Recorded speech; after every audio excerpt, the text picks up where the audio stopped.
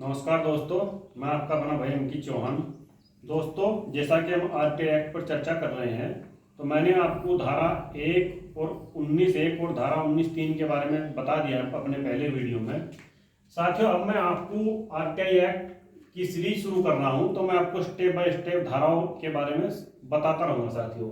लेकिन साथियों, RTI act में अध्याय नंबर 1 से पहले जो आरटीआई एक्ट कह रहा है, तो जो वहां लिखा हुआ है, तो मैं आपको आज व्हाइट बोर्ड पे समझाने की कोशिश कर रहा हूं साथियों देखिए, भारत के संविधान ने लोकतांत्रिक गणराज्य की स्थापना की है और लोकतंत्र शिक्षित नागरिक वर्ग तथा ऐसी सूचना की पारदर्शिता की अपेक्षा करता है जो उसके कार्यकरण तथा भ्रष्टाचार को रोकने के लिए भी और सरकारों तथा उनके परिकरणों को शासन के प्रति उत्तरदायी बनाने के लिए अनिवार्य है।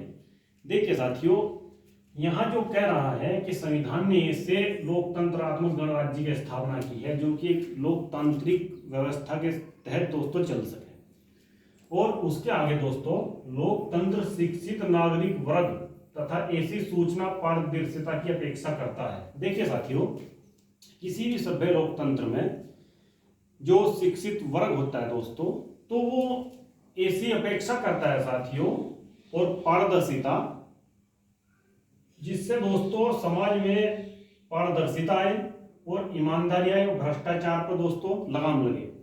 तो यहाँ पर ये दोस्तों कह रहे हैं। इसके बाद दोस्तों, सरकारों तथा उनके परिकरणों को शासन के प्रति उत्तरदायी बनाने के लिए अनिवार्य है। दोस्तों, ये जो एक्ट है लोकतंत्र में सरकारों को जवाबदेही बनाने के लिए भी दोस्तों अनिवार्य है।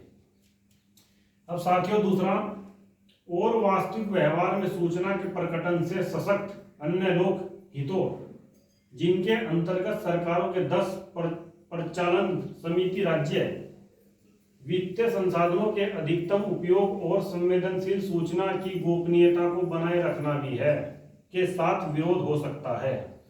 देखिए साथियों, कुछ जानकारी ऐसी होती है लोकतंत्र में, जैसे कहीं बाहर आर्मी ने, जैसे अन्य विदेश में कोई दोस्तों एक फैसला हुआ है जिसमें कुछ गोपनीय बातों को रखा जाता है, तो उन गोपनीय चीज़ों को दोस्तों आप अगर जानकारी मांगते हैं तो उसमें आपको नहीं दी जाएगी।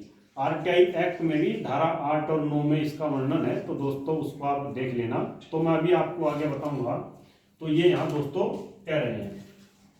तीसरा दोस्तों, और लोकतांत्रिक आदर्श की प्रभुता को बनाए रखते हुए इन विरोधी हितों के बीच सामंजस्य बनाना आवश्यक है। अतः अब यह समीचीन है कि ऐसे नागरिकों को कतिपय सूचना देने के लिए जो उसे पाने के इच्छुक है उपबंध किया जाए। यानी दोस्तों उपबंध किया जाए, यानी कि व्यवस्था की जाए। जो सूचना प्राप्त करने के लिए इच्छुक है, तो उसके लिए दोस्तों ये एक्ट बनाया गया है।